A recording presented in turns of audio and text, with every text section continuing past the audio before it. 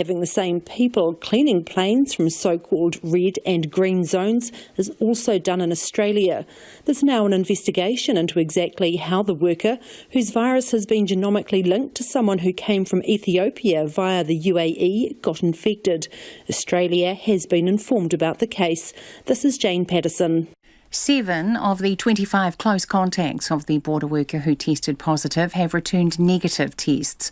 Director of Public Health Caroline McElnay says one more close contact is being followed up, but the rest aren't yet due for testing. Close contacts are tested 5 days after potential exposure to the virus. They're currently in isolation. Dr McElnay says there are 17 workplace contacts, and that number's likely to increase as the person worked 3 shifts during their infectious period with a number of colleagues. The former police officer Derek Chauvin has been convicted of the murder of George Floyd, the African-American man whose death sparked worldwide protests against racism. After a 3-week trial, the jury found him guilty on 3 counts of murder and manslaughter. Barbara Pletasher is in Minneapolis. Outside the courthouse, hundreds of people who'd been listening on their mobile phones broke into wild cheers. Car horns blared and activists ran through the joyous traffic jam, waving flags. Many had been skeptical that Derek Chauvin would be convicted of murder because police officers here are seldom held to account for how they use violence on the job. Not this time. It's been a long and difficult year, and there are complicated issues of policing and race still to work through. But for now, the feeling on the streets of Minneapolis is that justice has been done. Guilty! Guilty! Guilty! The BBC's Barbara Pletasher with that report. It's 4 minutes past 5. The All Blacks lock Patrick Tuipulotu has mixed feelings about what new Super Rugby side Moana Pasifika might mean for the Blues. Granted conditional entrance from next season, the new side will be mostly made up of those playing for Samoa or Tonga. But the squad is also set to feature a small number of players aligned to other test teams, including the All Blacks. Tuipulotu, who captains the Blues, is delighted Moana Pasifika is joining Super Rugby, but worries about the impact it will have on his team. Definitely concerned about players leaving and wanting to go play for them, but I sort of take the Blues hat off and sort of think, well, it's good for rugby, it's good for them. To be greedy in that sense and try to keep everyone here, I don't think that's fair. And up to the person who they want to play for, and if they really want to play for them, then you can't hold that against them. Meanwhile, Dane Coles will lead the Hurricanes against the Chiefs in the absence of All Black teammate Ardie Savea, who was out for up to 8 weeks with a knee injury. Within 48 hours after it was introduced amid a storm of controversy and criticism, football's European Super League is unravelling. All 6 teams from the English Premier League have announced their pulling out of the proposed competition after being denounced by fans and governments alike.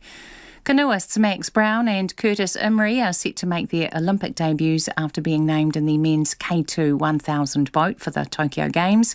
New Zealand has just 1 Olympic medal in the men's K2 1000 when Ian Ferguson and Paul McDonald snared silver at the 1988 Seoul Games.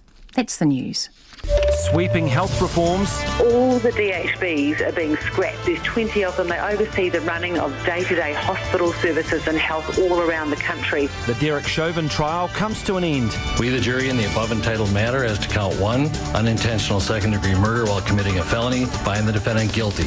And chaos in the European football scene. It's a remarkable football story. It shows that nothing is permanent in football. Everything is transient. Keeping it all together. Morning Report, weekdays from 6 on air and online. Now the short forecast from Met Service to midnight tomorrow. Horowhenua, Kapiti Coast, Wellington and Wairarapa mainly fine, the odd shower tonight. For the remainder of the North Island, scattered showers, some heavy, possibly thundery about central North Island, mainly fine tomorrow. Nelson and Marlborough, cloudy periods, a few showers in Nelson tonight. Fine tomorrow, though a morning shower or 2 is possible. Canterbury and Otago except Clutha, mainly fine, areas of high cloud. Patchy rain in Otago tonight. Clutha and Southland, cloudy with rain at times. Bulla, Westland and Fiordland, scattered showers about Fiordland but fine elsewhere. Showers spreading north to Westland tomorrow. Chatham Islands, rain with some heavy falls, easing to showers early tomorrow morning as gale northerlies change westerly. RNZ National. It's coming up to 7 minutes past 5. Thanks, Susanna. Tēnā koutou katoa, nau mai haere mai ki Checkpoint e tēnei rā, ko Lisa Owen tēnei. Consistency and cohesion is what the government is promising in a massive shake-up to the health system. The 20 DHBs will be gone and a new body, Health NZ, will be set up along with a specific Māori health unit. The Health Minister, Andrew Little, says it will save lives and end the postcode lottery where people get different care depending on where they live. But some worry local voices will be lost in the process. Our health correspondent Rowan Quinn reports. Andrew Little says there's no time to wait. Global pandemic or not, fixing the country's health system has to start now. The level of inequity of access to healthcare and healthcare outcomes is so great now that if we delay, we could find every excuse to say, let's not do it this year, let's not do it that year. That actually just means more people going without healthcare, lives ending earlier unnecessarily, more grief. He says DHBs, the 20 boards elected to run their community's hospitals and healthcare, are a relic from another era, each doing things their own way and struggling to keep up. Now there'll be one big body with 4 regional divisions to oversee the whole country. Mr Little says working together will mean better care. Whereas a person might be told by their DHB, we can't do that service or that treatment now, you are going to have a longer wait. Actually, the clinician can say, you know what, I've looked, this hospital up the way there has capacity to see you tomorrow. One of the other major shake-ups has been a new Māori health authority. It'll sit alongside the new Health NZ body, although there'll be a lot of crossover with Māori still accessing mainstream healthcare, particularly hospital-level care. Associate Health Minister Pēni Henare says after generations of bad experiences with the health system, many Māori avoid going to the doctor. He wants the new authority to change that by creating healthcare that works for them. Our nannies would stop refusing to get their sore feet checked even though it's been bothering them for a month. Mums wouldn't have to ration out their boys' antibiotics because their GP is an expensive 1-hour drive away. Thousands of whānau would no longer get their diagnosis too late to make a difference, too late to save a life. Brian Betty from the College of GPs says he was taken by surprise at the scrapping of the DHBs, which went much further than had been proposed. He thinks there'll be mixed views from his colleagues around the country. I think there's always going to be a tension between the centralisation of the system, which is going on, versus local need and regional need. So how that's worked through going forward, I think is going to be one of the real challenges. The kai whakahaere of the nurses' organisation, Keri Nuku, says if done properly, the changes could make the health system more efficient and mean there's better understanding about the state of the nation's health. I think that this is a small country. I think what we saw during COVID is we responded differently and we had to come together as a team of 5 billion people. There is no reason why the health system can't do that. There's very little detail on how shortages of nurses and doctors and technicians and all the facilities they use will be addressed. National's not a fan of the Māori Health Authority and says the new big national body will take away local voices. Its health spokesperson Shane Reti says the reforms are reckless and rushed. We know that reforms and restructuring of this type is expensive. If we look at the polytechnic reforms, we know it can be in the hundreds of millions of dollars. And money that is spent on reform is money that is not spent on a hip, a knee, a hand procedure or a corneal lens cataract replacement. Andrew Little says the transition will start in the coming weeks with DHBs gone by July next year. Atu e te whare paremata mō te hōtaka o te ahiahi, ko Rowan Quinn ahau. Bold and necessary is how a 30-year health veteran is describing the government's shake-up. Dr Lester Levy has chaired the country's biggest DHBs, headed up a private hospital and is the current chair of the Health Research Council and the Crown Monitor appointed to oversee troubled Canterbury Health Board. He says if the reforms are implemented properly, the new system should be a success, but not everyone will like it. People will feel that it's centralisation. I think that's going to be an issue, and I think that needs to be really reframed because it's not centralisation, it's a system building, but it needs to be implemented. You're taking away democratically elected boards, right? Communities had a say on who sat on the board. They would have decision-making at a local level, as you say. So this will in part be seen as centralisation and potentially taking away people's involvement. Yeah. And I think that's a kind of narrative of doom that will happen. But this has got a regional flavour to it, and it's got a locality flavour to it. So it goes down actually to districts and locality. So I think that probably over time what will be appreciated more is there is quite a lot of bottom-up, because if you're going to have a system, it has to be sensitive to the needs, and you can't just have everything done centrally, and that's the difference between a system. So I think a lot will rest in the implementation, but there shouldn't be a fear that people will lose their input or influence. I don't believe that elected health boards have actually delivered on that community kind of influence. I think there's a lot better ways of actually achieving that. There's a lot of opportunity to streamline. I see this in the work that I've done previously. I was chair of 3 DHBs, and just to be able to get some kind of standard approach to buying the same equipment, some kind of way of sharing resources is very difficult. There has been a lot of what I call zero-sum competition in the health system, and as we've had it, and it wasn't really a system, I think it would be good to see that gone. So this is about equity, making sure that everybody gets access to the same level of healthcare no matter where you live, right? So right now, Lester, if, for example, someone you love needed treatment for bowel cancer, which DHB would give them the best treatment? And don't tell me they're all equal, because if they were, we wouldn't be doing this, would we? Yeah, well, I can't give you a specific answer to that, but I could give you an answer. So, for example, if you have a certain level of vision loss from a cataract in one DHB, you might be eligible for an operation quite soon, and in another DHB you wouldn't be eligible at all. That's not good. I mean, this is an egalitarian country. We should have equal access. I think that's something that we can really fix, and this is part of this competition. So as someone who has been heavily involved in this field for many, many years, do you sit sometimes and you think, like if it's a family member or a friend, and you think, oh, it would be better if you were in XYZ region because they've got the best specialists for that, and you're in a part of the country, well, where it's not so good? Yes, well, overall the standard is good, but this also gives an opportunity to rationalise resources. There are certain types of services where the expertise is only able to be developed by having a certain number of patients, and sometimes people value access over quality.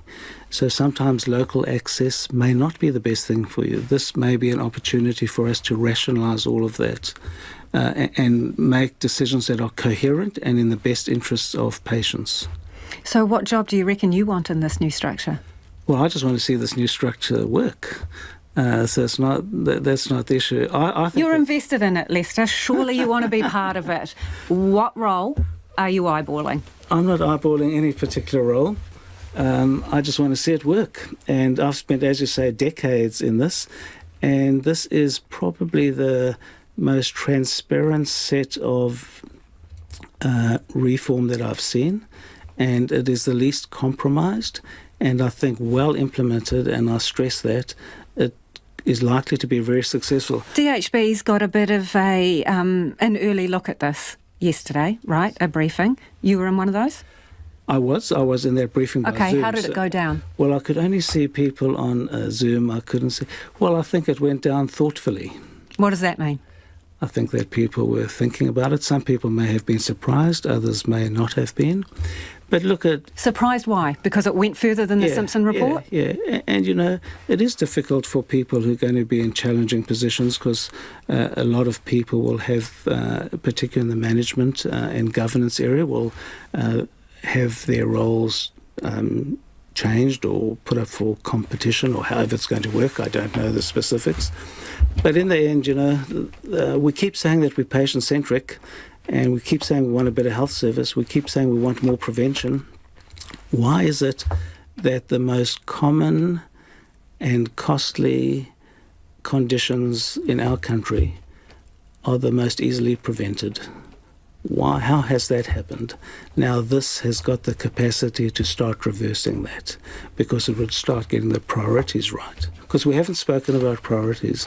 A system has got the capacity to get the priorities right. I don't think that we have had the priorities right. Is it going to work if we restructure but we recycle all the same people who are in governance roles or management roles and we just put them into this new structure? Well, that's always a really important question. I think that if there is going to be a reform, we should simply have the best possible people in the roles, and that's the way we should do it. That sounds like hedging your bets, Lester. No, I'm just saying, if you want something to work, you should really have the best possible people. So if you have really good people in the system, you should be really encouraging them to stay. And if you have people who aren't delivering, then you shouldn't. Before you go, Lester, have you had your COVID vaccination? I haven't. Do you know where you are in the queue? In the queue. And that is Dr. Lester Levy. It is 18 minutes past 5 and you're with Checkpoint on RNZ National. Whai Akine will speak to the Health Minister about how he's going to make this plan a reality. Homai o whakaaro, you can text us on 2101, tweet us at Checkpoint RNZ or email your feedback to checkpoint@rnz.co.nz. Primary aim of these reforms is to provide equal access to healthcare for everyone. Do you think this will achieve that? Prince Philip has been remembered at a state memorial service in Wellington this afternoon. Prime Ministers past and present, the Governor-General and the British High Commissioner were among those who gathered at Wellington Cathedral of St Paul to farewell the Duke of Edinburgh. Lydia Batham reports. The life and legacy of the Duke remembered at a place he held connections to. The Queen and Prince Philip worshipped at Wellington Cathedral of St Paul 3 times.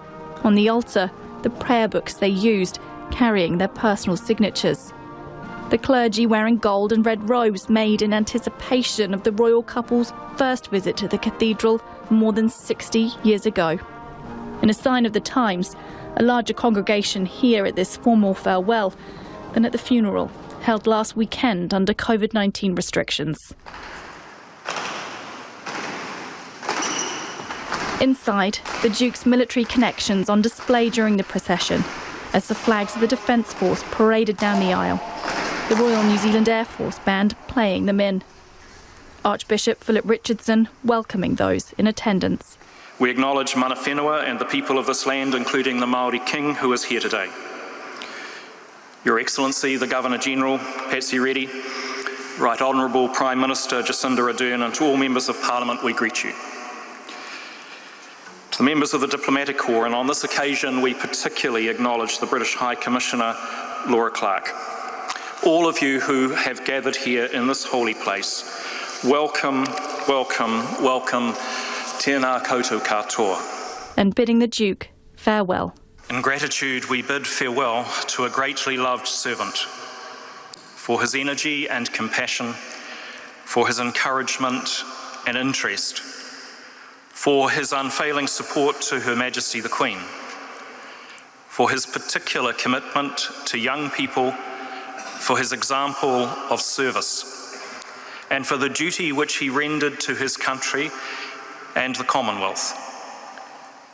We thank and praise Almighty God. Music came from the New Zealand Secondary Students Choir.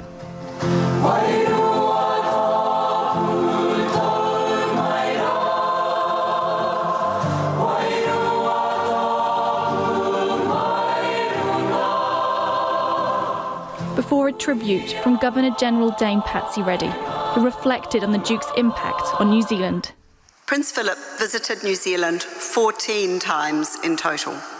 On his visits, he travelled throughout the motu to meet people from every culture, walk of life and region. Many New Zealand families will have stories about a time when one of their members met the Duke. He was well known to be a frank and engaging conversationalist. I'm sure those stories are being fondly retold now. A montage of pictures, many from the Duke's multiple visits to New Zealand, followed, accompanied by the choir of Wellington Cathedral of St Paul.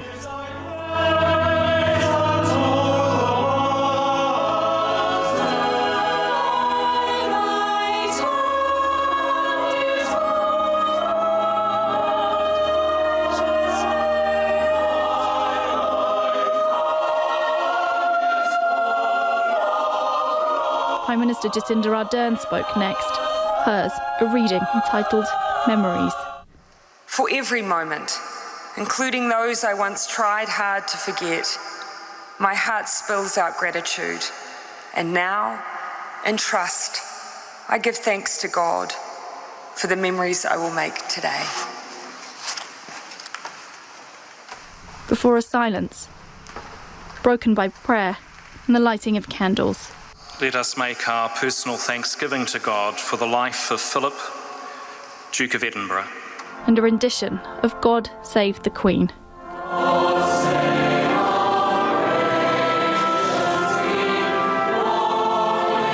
A fitting tribute to the Queen's strength and stay on her 95th birthday.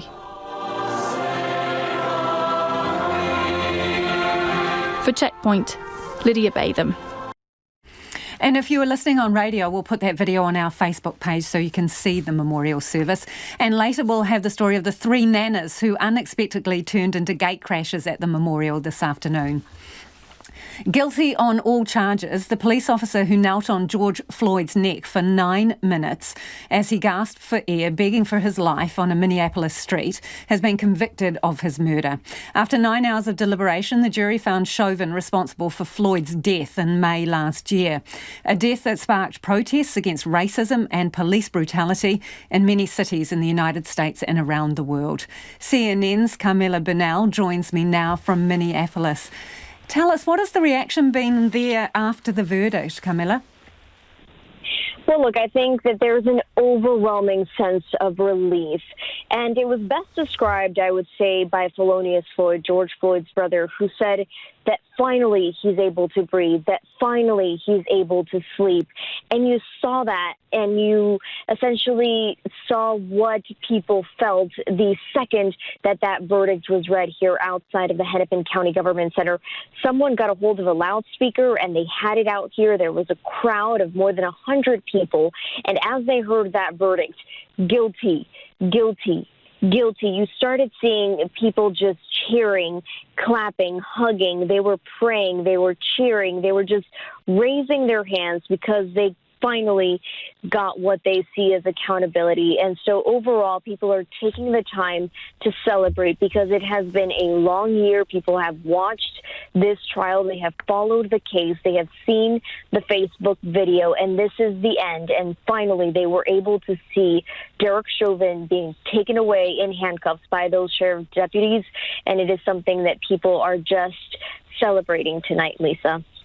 Obviously, we've seen the pictures here of, well, businesses around Minneapolis boarding up, and George Floyd's family was very clear they wanted things to remain peaceful past the verdict. Has that been the case? Yeah, that absolutely has been the case. And even though, yes, you are seeing a lot of businesses boarded up, and yes, you see members of the National Guard and law enforcement agents all over this town, things were 100% peaceful. There was a crowd of about 500 people, and they began marching around downtown Minneapolis, but it was all very peaceful. Many of them later went to George Floyd Square, which is that area on 38th at Chicago where George Floyd essentially had his last minutes. And that area also peaceful for the most part, people just coming together to really celebrate. So nothing like what many law enforcement agencies all over this country were expecting. This turned out to be something a lot more peaceful and calm after this verdict. Camilla, how did Chauvin react, and what was the sort of atmosphere like in court at the point the verdict was delivered? I would say we did not have a lot of a reaction from Chauvin. It was just a sort of a standstill of a moment. He was wearing his mask and he just kind of stared. I think that it was difficult for the people inside of that courtroom, especially for Thelonious Floyd. He is the brother of George Floyd, and during that essentially court hearing, he was just praying. He had his head down and he simply prayed, he said, for about 30 minutes, hoping for a guilty verdict. And as soon as that verdict was read, he just could not contain this excitement and this gratitude. He went over to the prosecutors, hugged them. They were in tears. And so it was just a tense moment inside of that courtroom because everybody was waiting. It was a nail-biting moment. And finally, for the Floyd family, this is what they were hoping for. What is the kind of sentence, duration of sentence, that Chauvin could be facing here? Well, look, this requires a little bit of an explanation because that sentencing is expected in 8 weeks. But what happens here in Minnesota is that the sentences run concurrently. So when you're talking about second-degree murder, the maximum there is 40 years. When you're talking about third-degree murder, the maximum is 25 years. And then second-degree manslaughter, the maximum is 10 years. But the thing here is that because they run concurrently, you have to look at the most severe charge, that being second-degree murder. And even though the maximum is 40 years, the sentencing guidelines in this state suggest that for someone with no prior criminal record, which is the case for Derek Chauvin, that they suggest more of a 12 and a half years in prison. And so the prosecution already said that they're going to argue for a longer sentence. But the thing here is that it is now in the hands of the judge. Judge Cahill is the one that's going to decide how long Derek Chauvin will remain in prison. So it could be something around 12 years, maximum 40. But those 40 years is probably unlikely. Thank you for joining us this evening. That is Carmela Bernal from CNN, who was joining us there live from Minneapolis, where, as you will have heard, George Floyd's killer, Derek Chauvin, guilty on all charges, including murder. The weekly reveal of COVID vaccination numbers was rolled out today, but the numbers were a bit stale. COVID-19 Response Minister Chris Hipkins released plans last week about how the nationwide program would roll out, including targets. But today, officials released an out-of-date progress report. Here's political reporter Katie Scotcher. COVID-19 Response Minister Chris Hipkins giving a sit-rep on the vaccine rollout. 183,351 doses of the Pfizer vaccine have been administered to date. A total of 140,580 people have received their first dose of the vaccine, and a total of 42,771 have received the second dose and are now fully vaccinated. The problem is those numbers aren't up to date. In fact, they're 5 days old. They also don't match up with previous data because it was collated over different periods. There are a few data issues that we're working through. So one of those is that's a Wednesday to, I think the table that was put out last week was a Wednesday to Wednesday table. And the data that we're talking about today is a calendar week table that ends on a Friday. So what I've asked the team to do is make sure that the data sets align so that we're reporting consistently against the plan that was released last week. But Minister Hipkins is confident the vaccine targets are being met. The advice that I've had so far is that we're actually just slightly over, although there are unders and overs within that. So some DHBs are a little bit under, some DHBs are over. Meanwhile, it was revealed the Auckland airport worker who was announced with COVID-19 yesterday cleaned planes from both red and green zones. That includes flights coming from Australia after the Trans-Tasman bubble opened. They caught the virus from someone who came from Ethiopia, who travelled on a plane they later cleaned. How the virus was passed from one to the other is still under investigation. Minister Hipkins says having the same people cleaning planes from both zones is also done in Australia. Ultimately, the risk of someone who is cleaning a plane passing on an infection is minimal, if there is any at all. The chances of them picking up the virus, of course, is relatively minimal as well. But he hasn't ruled out tightening the system. We'll look at changing the system if the investigation highlights that there's a need to change the system. At this point, I haven't seen anything to suggest that it does need to be changed. The cleaner has 25 close contacts. 7 have already tested negative, and 1 is being followed up by health officials. Of those 25 close contacts, 17 are workplace contacts. The person worked 3 shifts during their infectious period with a number of colleagues, and officials are working through those lists to determine who is a close contact from their interactions. The Director of Public Health, Caroline McElnay, wasn't able to say how many of those 17 work colleagues had been vaccinated, but says they should have all got the jab. There was only one case of COVID-19 in managed isolation reported today. Atu te whare parimata mō te hōtaka o te ahiahi nei, ko Katie Scott Churaho.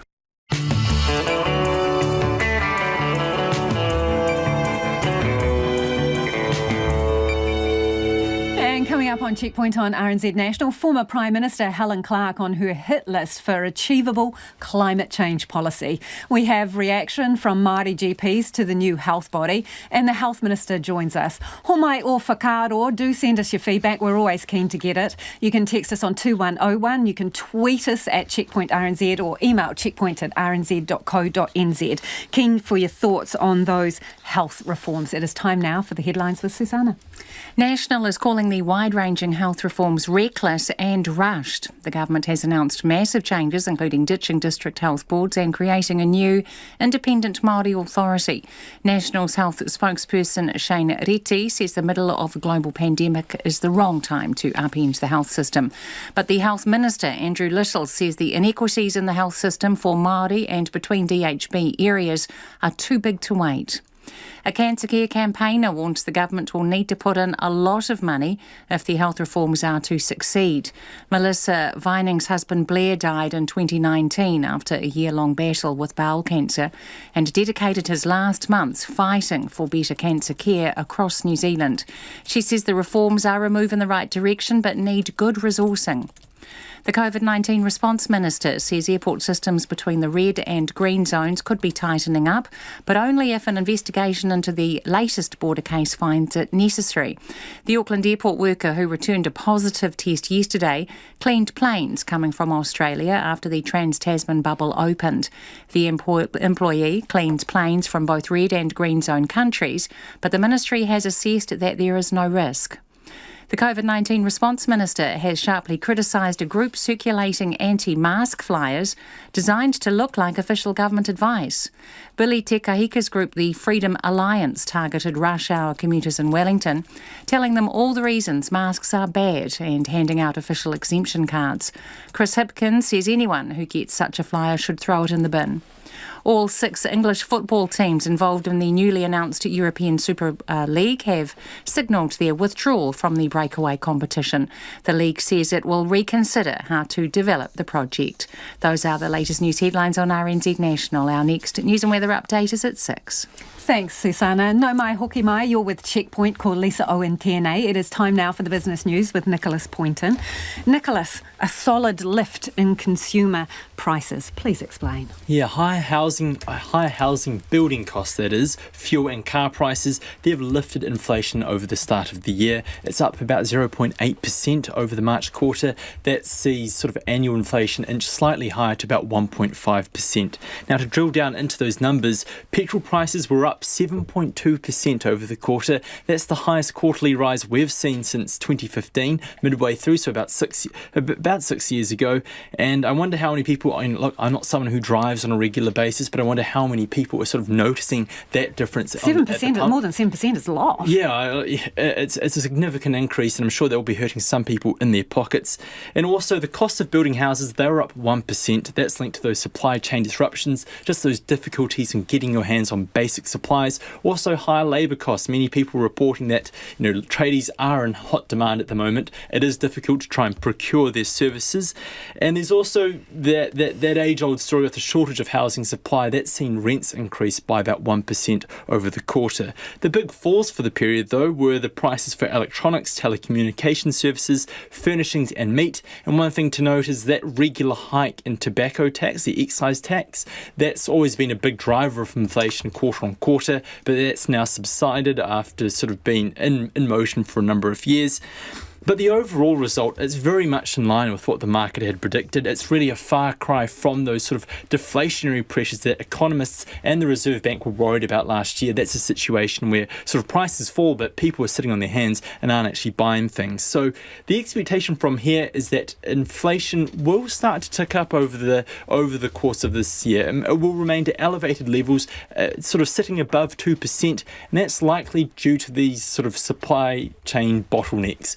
Businesses are going to experience higher costs and they're likely to pass them on to consumers. But the RBNZ, they're expected to look through these temporary inflation pressures. They said that as much in their latest review of their monetary policy, and they expect these factors to be temporary. They expect them to sort of ease over the course of the year. And I think the earliest prediction that economists have put out is that they expect a rates hike somewhere in around sort of August of next year. So, the Reserve Bank is expected to keep monetary policy settings loose for quite some time. So a clampdown on misleading advertising. Who is leading the charge here and who's got pinged? Yeah, well, the Financial Markets Authority, they're sort of leading the charge here. And as they always do, they haven't really named and shamed anyone yet. Things will have to deteriorate before they that's sort of regarded as one of the nuclear options that they can use, really damage a company or a fund's brand. But this is all related to some firms advertising their phenomenal returns over the past year. And the real concern here for the FMA is that the marking from some funds, where they show sort of their performance for the past 12 months, sort of showing their returns on investment, they sort of sell that to customers. They exclude the sharp downturn we saw in global share markets in response to COVID-19 in early March of last year. Instead, it's capturing sort of the year starting from April, and that's when we started to see the tremendous recovery in global equity markets. So only using the good months. Shifting the start of the year to suit the best stats. Yeah, and that's sort of, to put that in perspective, our local share market, the NZX Top 50, that grew by 24% in the year ended March 31st. But if you adjust those numbers, if you take it back 1 month for the year ended February 28th of this year, well, the market only grew by 7.7%, which is still a tremendous result. But a big contrast. But a huge contrast, right? And the FMA is concerned that this messaging could inflate investors' expectations. It could lead some people, especially new investors, we saw last year was the rise of the retail trader. It could lead some people to have some sort of unreasonable expectations that this performance could be repeated, and it's leading some fund managers to maybe sort of oversell their skills. So this is why the FMA has asked investment funds of all types to stop advertising their performance for the year ended March 31st. Now, a number of firms are already doing this. They say, look, 2020, that so much volatility in share markets around the world, it would just be misleading to do that. But those who aren't, the FMA will be keeping a close eye on them and monitoring this sort of advertising sort of in the coming months, in the coming weeks, and because they may have been breached, they may be found to have breached fair dealing provisions, which effectively prohibit firms from sort of making deceiving claims about financial products and services. So I guess the advice for people out there, if you do see one of these ads, unbelievable investment returns, it may be too good to be true, or you might want to check the numbers there. Okay, speaking of numbers, let's take a whiz around the market. Oh, the market has actually had a pretty rough day. It's down 143 points or 1.1%. That's finishing the day at 12,535. The dollar is at 71.6 US cents and 92.9 Australian. Yeah. Kia ora rā, Eho. Thanks, Nicholas. Nicholas Poynton with the business news there. Cautiously optimistic is how Māori GPs and health advocates are feeling after the announcement tangata whenua will have their own health body. A new Māori health authority will make policy decisions alongside the new mainstream health service, Health NZ. It will have the ability to choose the services it wishes to fund, something many Māori in the health sector have been crying out for. Mariana Johnson has more. The new Māori Health Authority is able to fund its own services, something the Health Minister Andrew Little now sees as a priority. It's exactly what Waitangi Tribunal claimant Janice Cooker has been asking for. It certainly has all the intentions of having more teeth than what we anticipated. So we're mildly optimistic that maybe we are going to get something that is going to be well-resourced, have a lot of influence not only over Māori health but across the sector as well. She is one of a group of Waitangi Tribunal claimants led by a Lady Tureiti Moxon who took the government to task over the persistent inequities in health for Māori.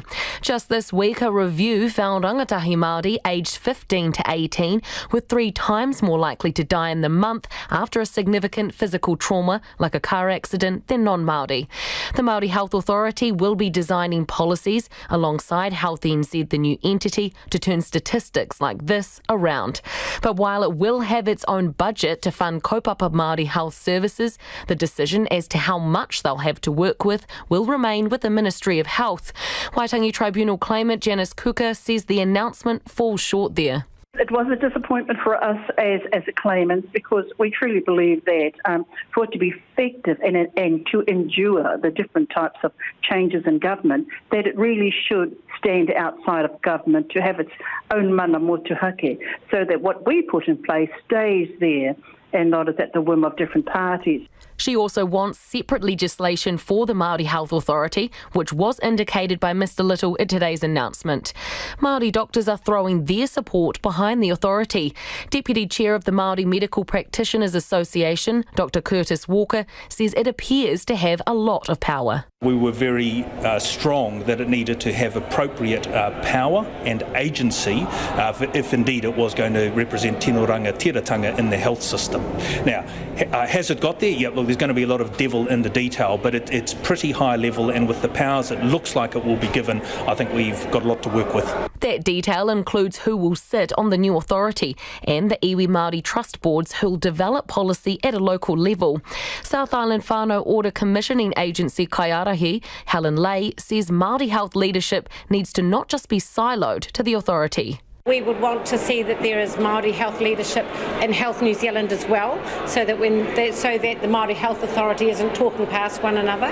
But in principle, I think anything which is able to capture the voice of whānau, to be able to design, determine, deliver quality outcomes for our whānau has to be a good thing. The Ministry of Health will be tasked with monitoring health outcomes for Māori, and Associate Minister of Health, Peeni Henare, expects there'll be targets in place. We want the Māori Health Authority to be independent, but it must also be able to influence right across the entire sector.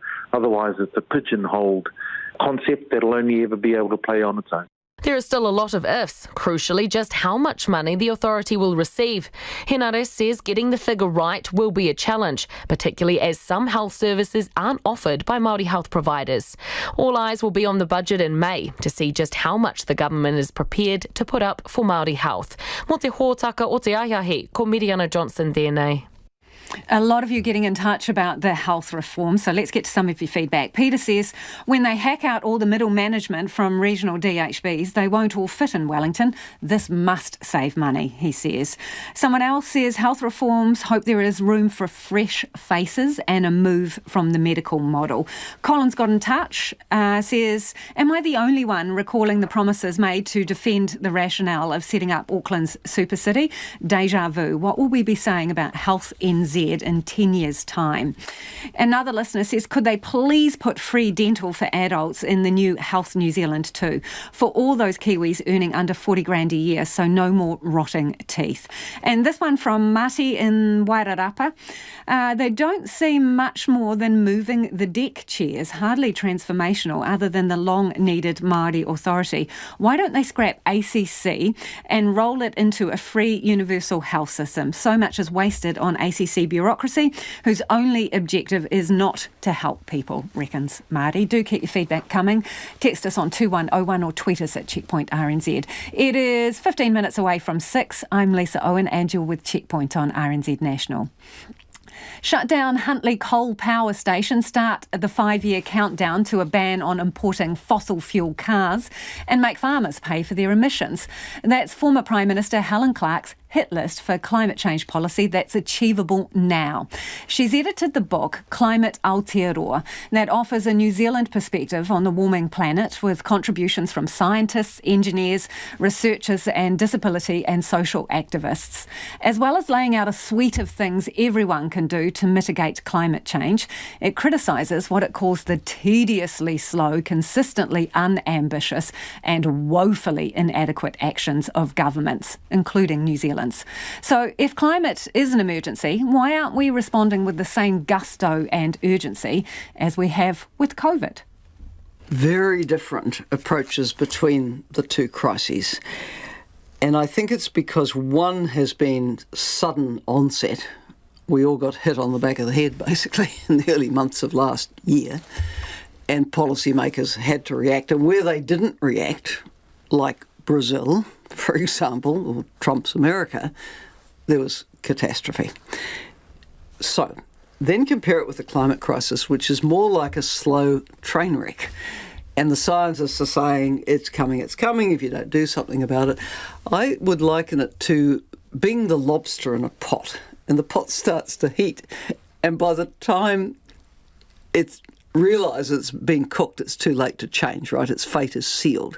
So that's, in essence, the message. You've got time to act. The window is closing.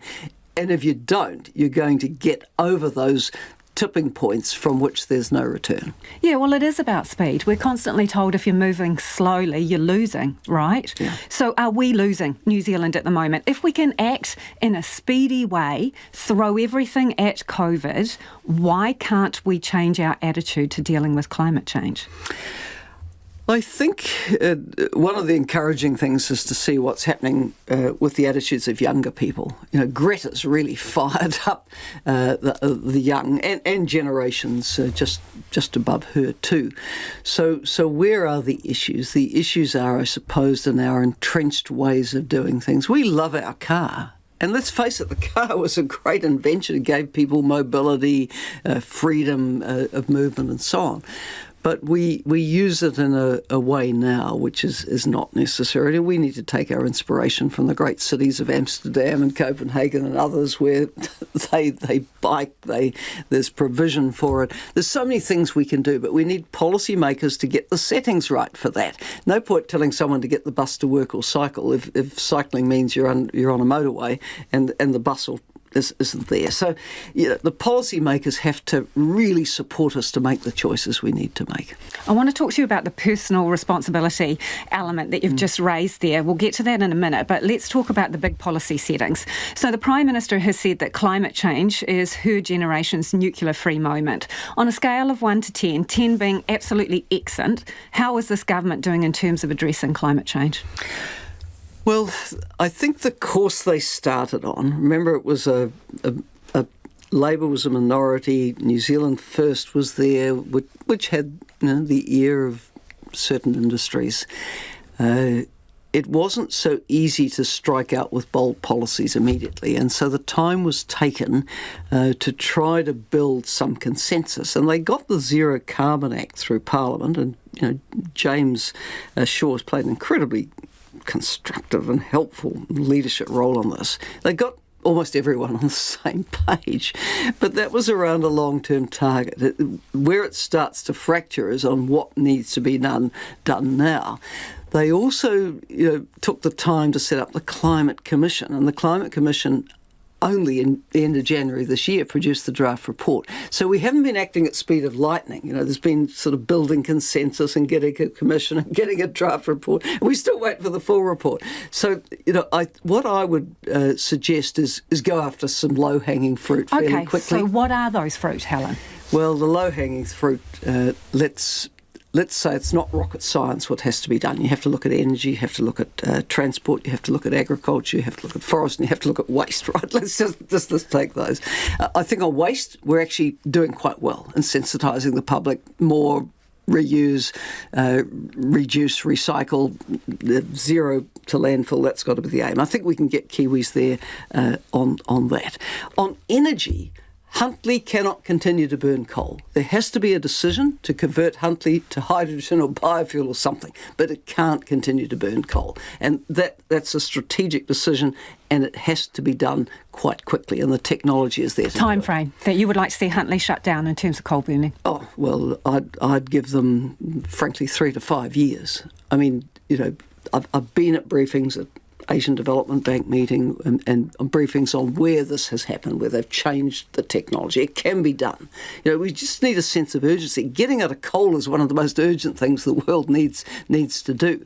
And then we need, then we'll be well on course for the strategy of totally renewable electricity generation. Because, yes, we need to go to the electric vehicle. That's the next thing. Set a very firm date on which there will no longer be any light vehicle which is fossil fuel powered imported into New Zealand. When is a realistic date for that?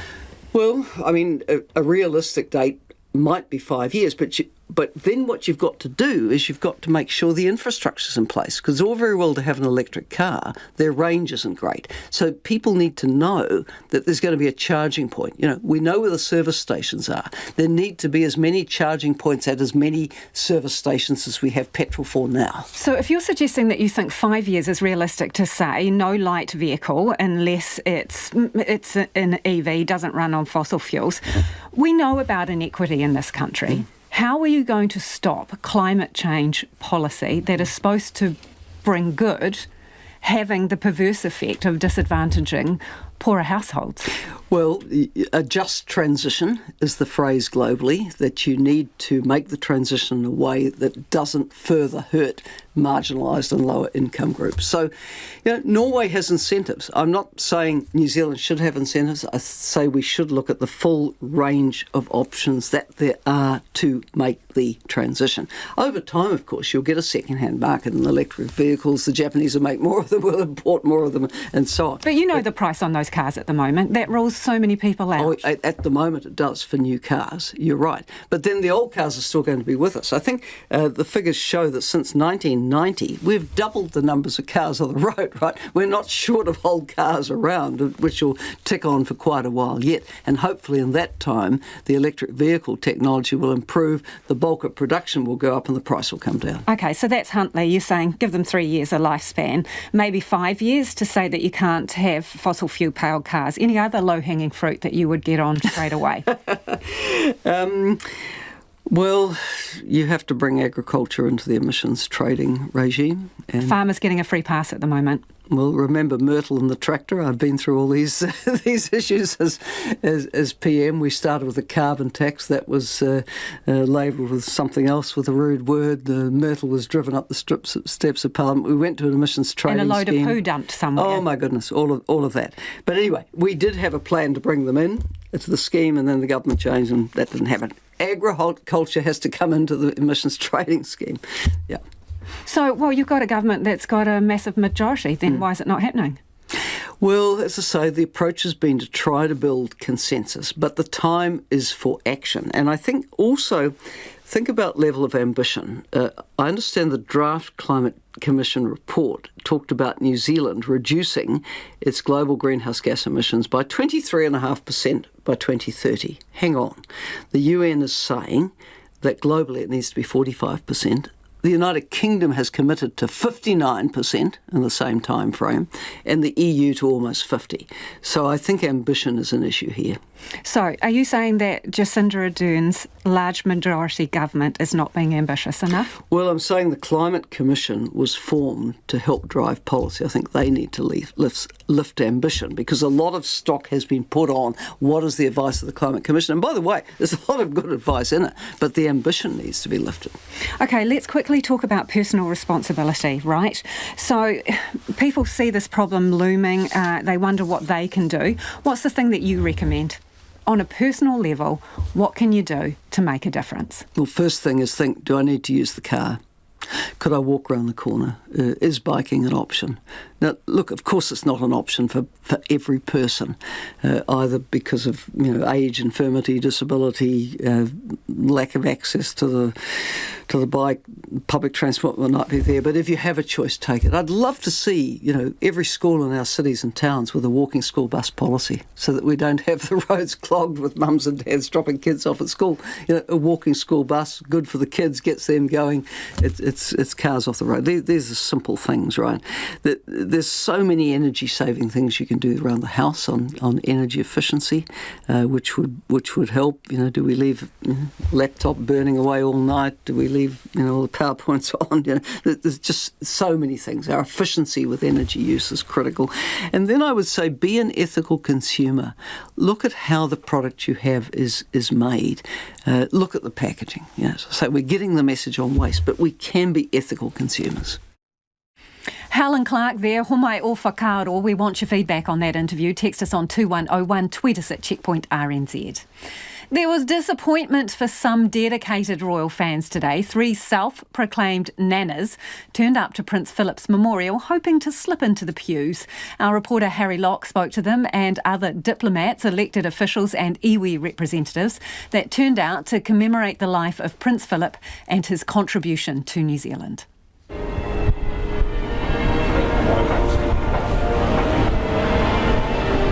As the bells of the Wellington Cathedral of St Paul chimed, the guests slowly filtered through to pay their respects to the Queen's late husband. In attendance, former Prime Minister Sir Geoffrey Palmer, who met Prince Philip on several occasions. Very frank and very truthful all the time, and I admire that. He says the Duke of Edinburgh knew all about New Zealand. He had good connections with the armed forces, and he really did go the extra mile when he was here. Wife of the former Governor-General Sir Jerry Mataparai, Lady Janine Mataparai, says the ceremony is an appropriate commemoration of his life. I think it's fitting and appropriate. He was always there for the Queen. He had an extraordinary life of service to the Queen, obviously his wife and his country, and I've always admired and respected him for what he's done and what he's given to people. Also at the ceremony were those from overseas, including British High Commissioner Laura Clark. She says Prince Philip made the most impact on New Zealanders through the Duke of Edinburgh Award. Giving young people purpose, a place to gather, something to work on, new skills to learn. I think that's an amazing thing. And what I like is the philosophy around that, which is about not specialising, right? Trying lots of different things. The High Commissioner of Tuvalu, Paulson Panapa, says it's very important he represented the Pacific nation at the service. The Queen is still our head of state, so it's really important that we maintain that connection there. Also as part of the Commonwealth. But Britain has assisted us in many ways up till now. Not everyone was able to get a seat inside though. These women travelled from Upper Hutt to try and attend. I had not realised that it's just for the dignitaries of the area, not the riffraff from Upper Hutt. We'll probably be the 3 nanas. But they were happy enough to stay outside waiting. Paid respect too. Paid our respects to the Duke of Edinburgh, and coming from the UK, it's very, very special for us. And for the Queen too. Yeah, and for the royal family. Yeah. And we're so pleased that New Zealand are doing something. In total, between 450 and 500 guests attended the ceremony. From St Paul's Cathedral in Wellington, for Checkpoint, Harry Locke. More feedback on the health reforms coming in from you all. This says DHB restructuring to centralised operation. Bring it on. Totally overdue when all the DHBs are competing with each other to contract the surgeons, and when most of the surgeons want to live in Auckland.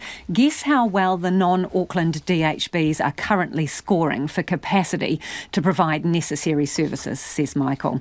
Someone else says, is it realistic to send people all over the country for specialist treatment? Will travel, accommodation and time off work be covered? Of course not. Another person says it's about time the health system in New Zealand was reorganised. These reforms will go a long way to preventing duplication of resources and waste of funds. I doubt there are many people who vote in the local elections for DHBs anyway. RNZ News at 6, ngā mihi nui ko Susana Lei a tawa aho. A doctor who has run the country's biggest hospitals is backing the government's shake-up of the health system, saying patients should get better access to care. All 20 district health boards are being ditched and replaced with a national body. Dr Lester Levy has been in charge at Auckland, Waitemata and Counties Manukau DHBs and is currently the Crown Monitor overseeing the troubled Canterbury Health Board.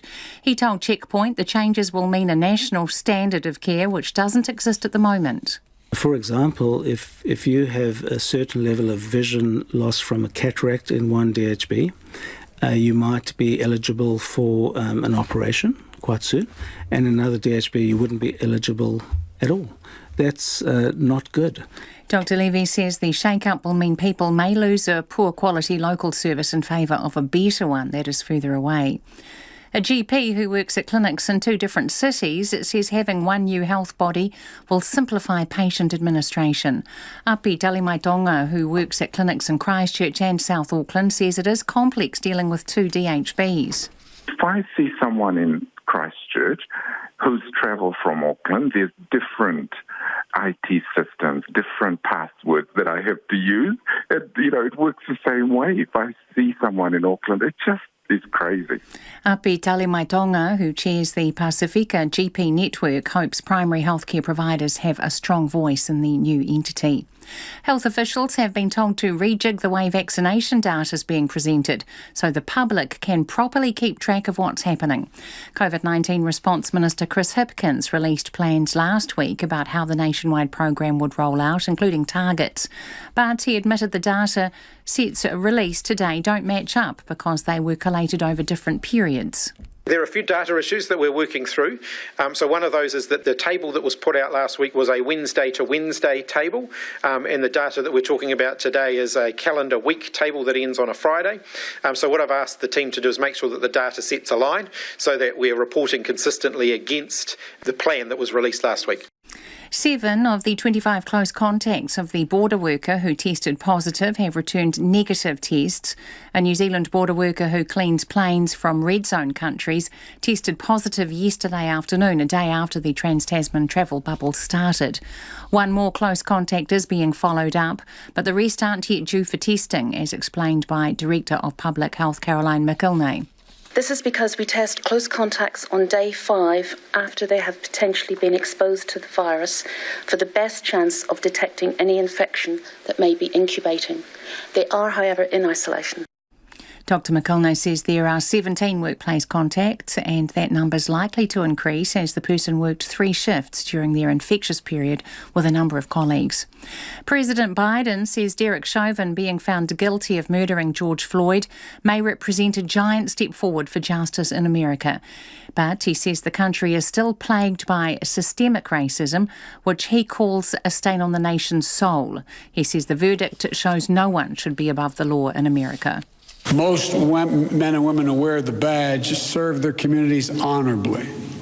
But those few who fail to meet that standard must be held accountable. One was. No one should be above the law. And today's verdict sends that message. The Vice President, Kamala Harris, is urging the Senate to pass the George Floyd Policing Act designed to address police bias and excessive force.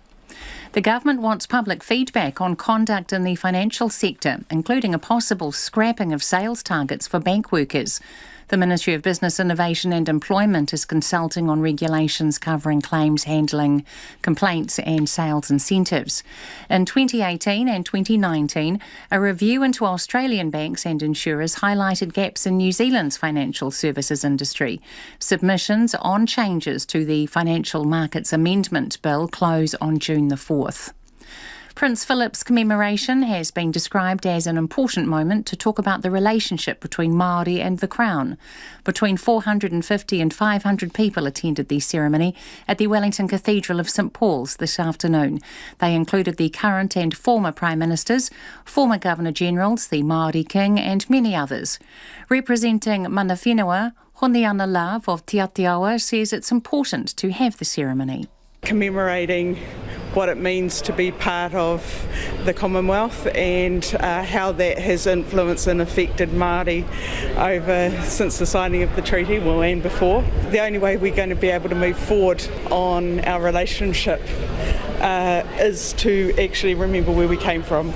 Honiana Love of Te Atiawa. It's 5 minutes past 6. The All Black lock Patrick Tuipulotu isn't ruling out a stint with new Super Rugby side Moana Pasifika eventually, but feels he has unfinished business at the Blues. A few All Blacks will be permitted to play for the new side, which has been granted a conditional licence to join the competition from next season. Tuipulotu is of Samoan heritage and admits he's thought about playing for Moana Pasifika, but as Blues captain, he has no immediate plans to move on. Couldn't do that to the Blues, you know. I've been here all my life and probably wouldn't see myself playing for them anytime soon. Down the track, if all the stars are aligned and something happened, and yeah, it could be possible, but I see my future here and being skip here. But work to be done, and I've already done a lot of work here. I wouldn't want to let that go to waste. Meanwhile, Chiefs loose forward Luke Jacobson has suffered another concussion setback and will miss Friday night's game against the Hurricanes in Hamilton.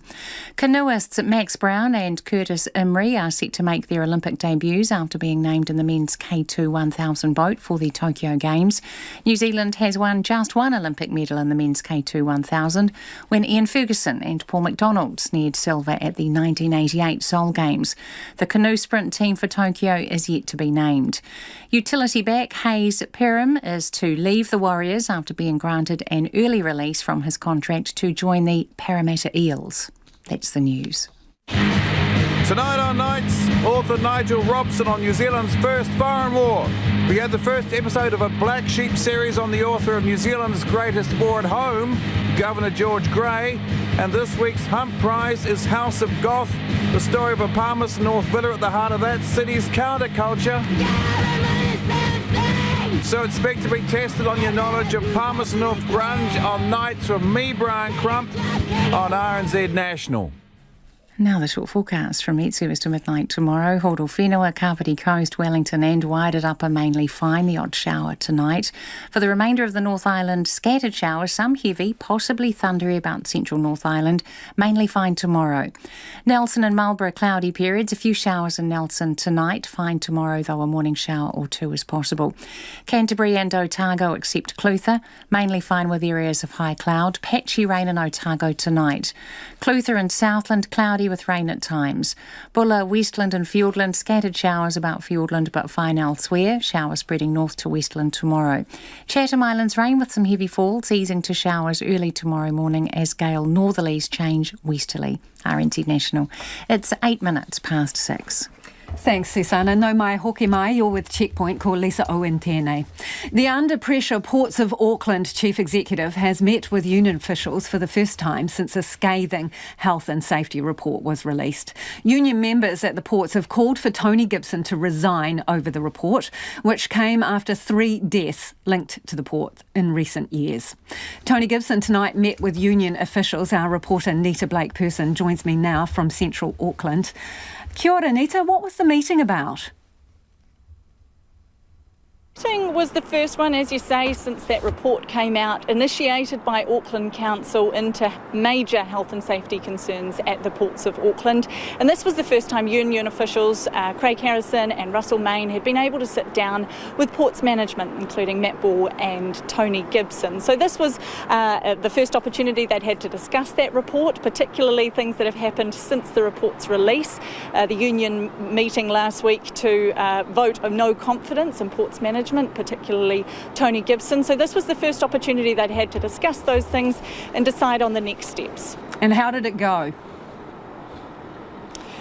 Speaking to the union officials afterwards, I think their summary was that they weren't ready to break out the scones with ports management just yet. They are hopeful of a health and safety improvement at the ports. That is always their push and what they're working to improve on there. But it would be fair to say they didn't look particularly inspired coming out of this meeting. The mandate from their members is that they don't think Tony Gibson is the person to be leading the operation down there. And obviously there was no mention from Tony Gibson today that he would be standing down. So the union officials are still pushing for one of their workers, a union member, to be on the board and to have some contribution to these health and safety discussions.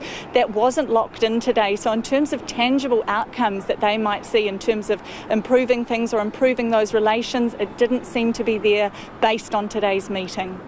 And you mentioned CEO Tony Gibson there. What exactly did he have to say?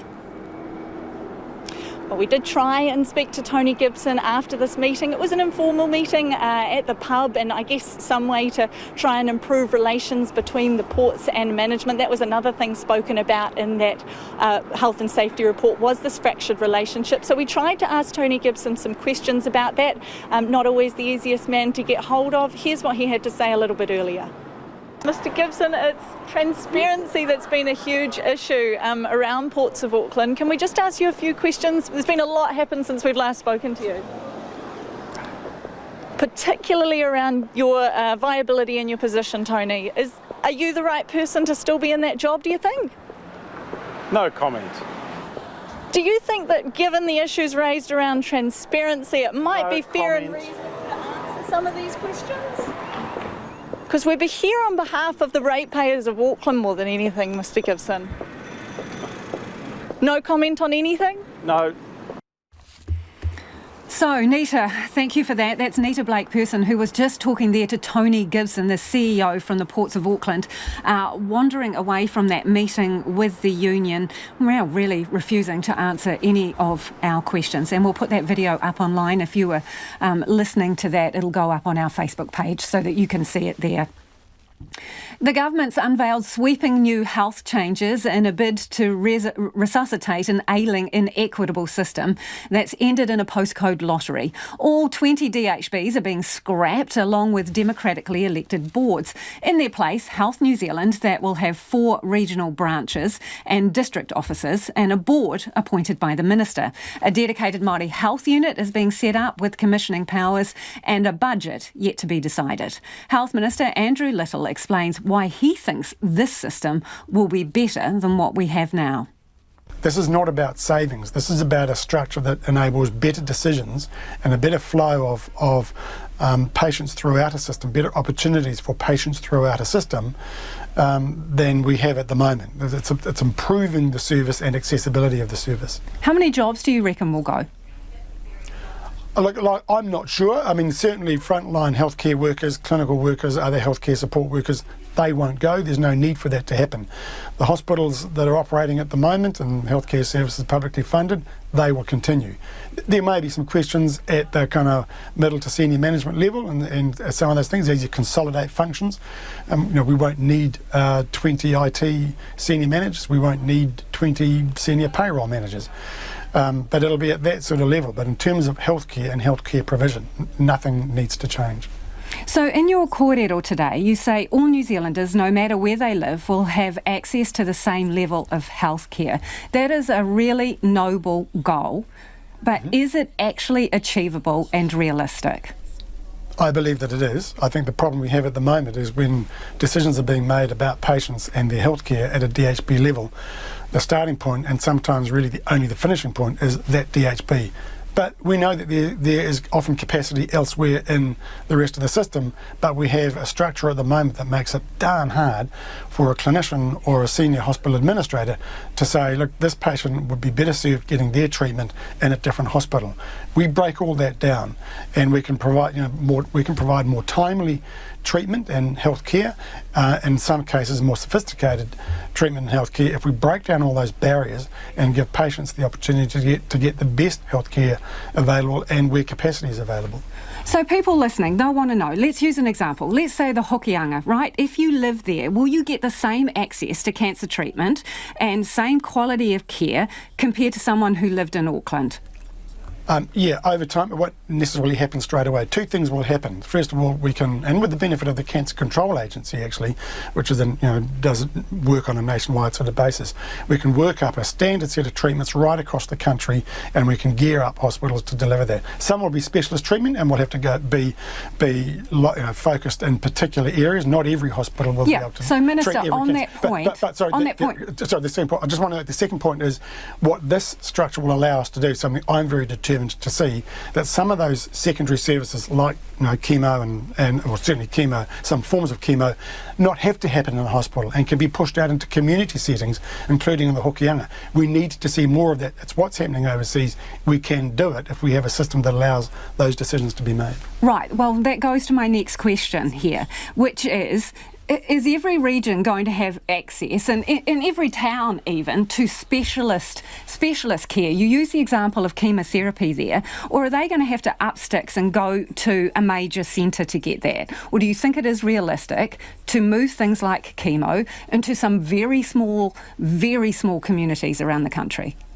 Yeah, I think the point is that, look, not as is the case at the moment, we're not going to have 20 identical hospitals doing all identical things, because some treatments are very specific, very specialist. So take, for example, paediatric oncology, which only happens in Starship in Auckland, and that's right. And there'll be other, cardiac, for example, services won't be available in every hospital. There'll be some specialisms as there are at the moment. But there are some services, such as, say, some forms of chemo that can be pushed into community clinics. Won't be in every kind of village and hamlet, but it will be in won't require patients to travel hours to go and have some chemo and then travel hours back home, or in some cases be funded to travel to the chemo and no funding to get back home again, which are some horror stories I've heard of. So we can start to set some standard conditions around treatment and some standard regimes and regimens for treatment right across the system as a whole. For some people, they will have to travel if their cancer treatment is more specialist than others. But we can, with one system, the one system approach, we've got a much better chance of ensuring that if you've got this type of cancer with these conditions, this stage, we will find you the treatment that you need to get better, whether or not it's in your town. Where's the grassroots democracy involvement in all of this, where people elected health board officials, they could eyeball them, go along to some meetings, all of that kind of stuff?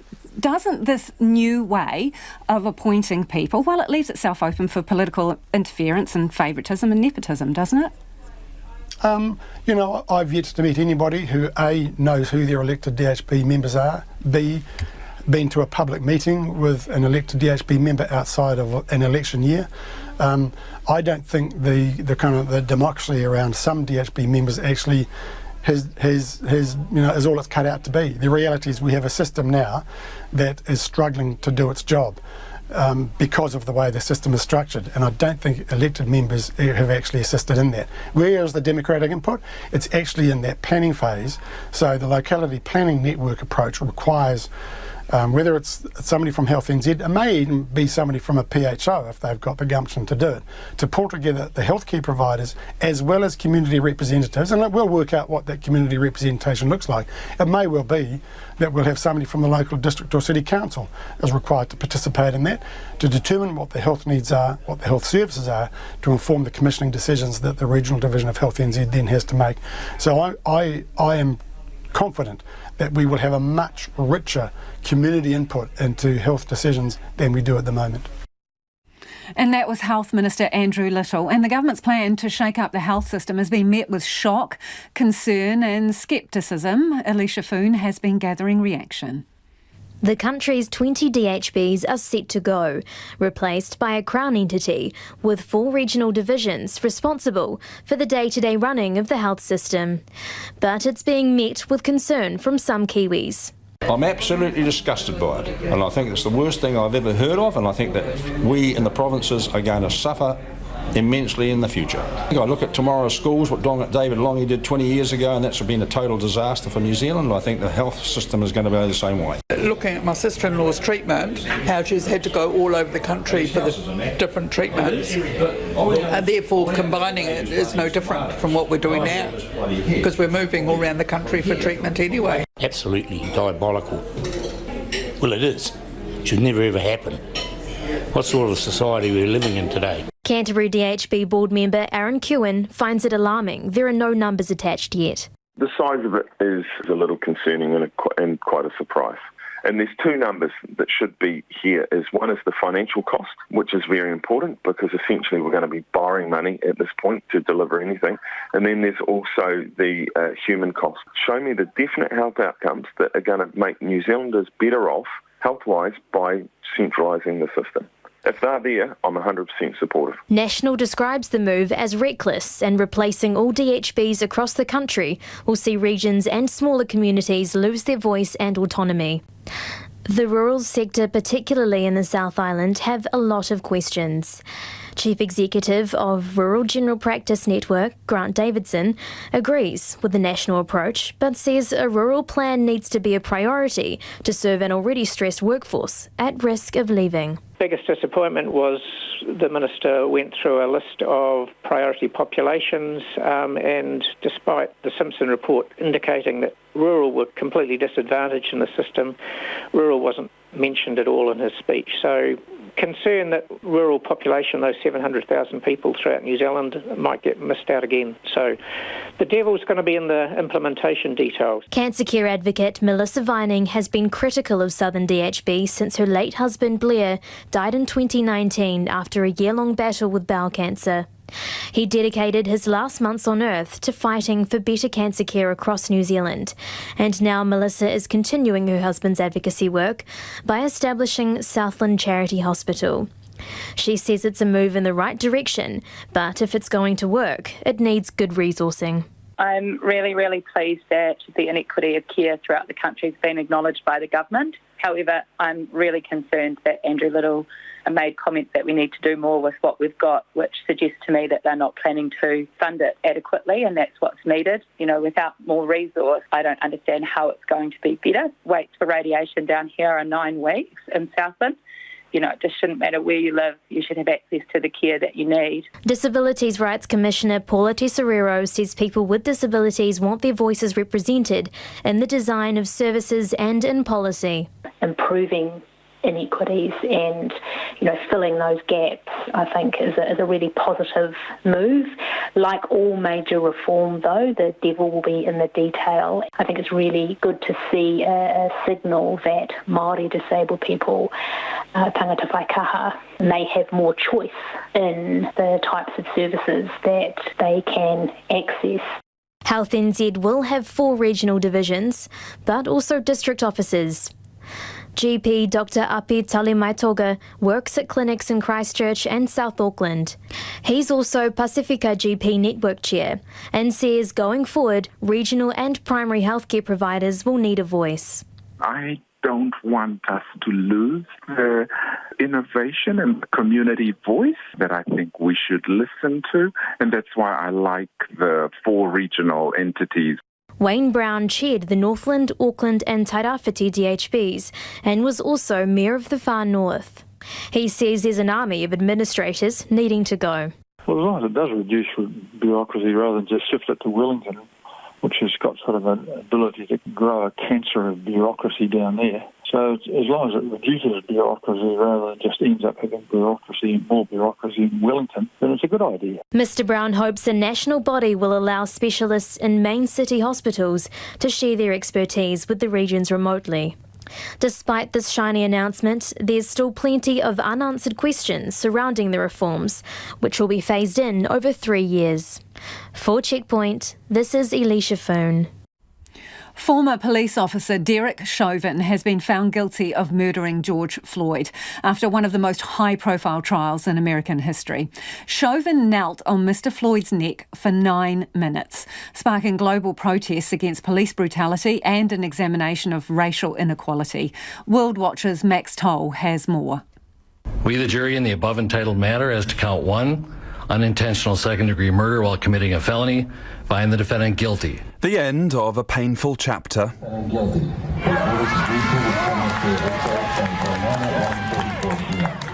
But certainly not the end. Last May, Derek Chauvin was filmed kneeling on George Floyd's neck for more than 9 minutes during his arrest. This morning, after less than 10 hours of deliberation, a jury found Chauvin guilty on 3 charges. Most significantly, second-degree murder, which carries a maximum sentence of 40 years. The Floyd family's lawyer, Ben Crump, says the verdict marks a turning point in history. George Floyd's brother, Philonis Floyd, says he has always had faith Chauvin would be convicted. I feel relieved today that I finally have the opportunity for hopefully getting some sleep. A lot of days that I prayed and I hoped and I was speaking everything into existence. I said I have faith that he will be convicted. Mr. Floyd's nephew, Brandon Williams, says the fight isn't over. It's still scary to be a black man or woman in America encountering police. Yeah. So when I say today is a pivotal moment, it's a chance for America to take a turn in the right direction and right a lot of wrongs so that we don't keep adding to these names. The US Vice President spoke shortly after the verdict, saying she believes many Americans are today breathing a collective sigh of relief. Yet Kamala Harris says while justice has been served, racial injustice remains a persistent issue in America. A measure of justice isn't the same as equal justice. This verdict brings us a step closer, and the fact is, we still have work to do. We still must reform the system. President Biden has also weighed in, saying the verdict shows no one should be above the law in America. Max Toll with that report. The Royal New Zealand Navy's newest and largest ever ship, the HMNZS Aotearoa, is making its first visit to its ceremonial home port in New Plymouth today. The $450 million supply ship came into service last year, and at 173 metres long, it can carry 10.5 million litres of fuel, or enough to top up a frigate almost 14 times. Our Taranaki Whanganui reporter Robin Martin boarded the ship before it steamed into Port Taranaki this morning. In the event of an emergency, if anyone goes over the side, if you're the person that goes over the side, please remain where you are. That's able seaman Leon Cooper issuing last instructions before heading out to HMNZS Aotearoa on a RIB, or rigid hulled inflatable for the uninitiated, of which I'm one. There's just time to grab a word about what he's looking forward to. I think it's great for the crew to be able to bring the ship down here and deliver Aotearoa to her home port. And I mean, we've only got one sailor on board who's actually from down here, but for him it's very, very special for him to come back to see his family and friends.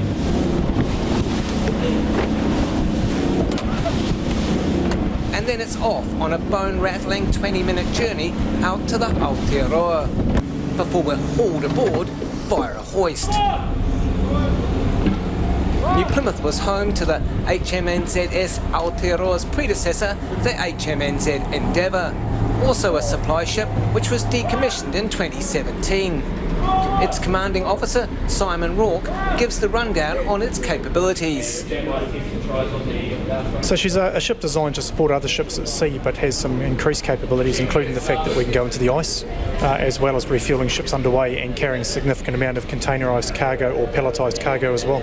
So how do we envisage it being used? Ships designed to support ours or our allies' ships at sea in terms of a task group. So that's a bunch of naval ships. We would be the logistic hub in the centre of that task group of ships. Captain Rourke is pleased with how the ship is bedding in. She's just an incredibly good seakeeping ship. We've done replenishment activities, so that's passing fuel from one ship to another while we're underway. We've done that over in Australia, and that went really well. And I think everybody's really excited about doing more of that, but also the fact that we can go down to McMurdo and Scott Base in the summertime. HMNZ Aotearoa, which has a core crew of about 60, can also accommodate an NH-90 helicopter and has room for 24 shipping containers on its deck. The 26,000-tonne vessel also has a freshwater generation plant which can produce 100,000 litres of water a day. Junior rating Stephen Werita is that crew member from Taranaki. A proud Ngāti Ruanui iwi member, he's looking forward to showing his mates around the province. Be able to show my ship's company how awesome Taranaki is and how beautiful each location is. Going through each town, every place has its own little spot. Still biased though, I love Hawera. Hawera is honestly so amazing, and being able to go home for Anzac Day is a real privilege. He joined the Navy at 17 and has no regrets. I've been very blessed and very lucky. This is my first ship, joined in June when the ship first came in. It's been an amazing experience so far, and yeah, I'm just so blessed to be on here. HMNZS Aotearoa will be officially welcomed at a pōwiri from Ngāti Te Witi, while on Anzac Day, crew members will disperse to attend dawn services around Taranaki.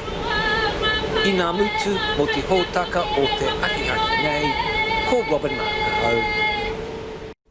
Before we go on our interview with Helen Clark about what we can all do about climate change, this person says utterly sensible proposals from Helen. I hope Jacinda is listening. Brian says Helen is right, there will never be a vaccine for climate change. Last word to Ali, who says good on ya, big Hal. We'll be back tomorrow. RNZ News headlines at 6:30. A doctor who has run the country's biggest hospitals is backing the government's shake-up of the health system, saying patients should get better access to care. Health officials have been told to rejig the way vaccination data is being presented so the public can properly keep track of what's happening.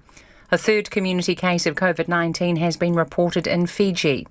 The multi-billion-dollar transport program Let's Get Wellington Moving has appointed a new senior leadership team. Our next news and weather is at 7.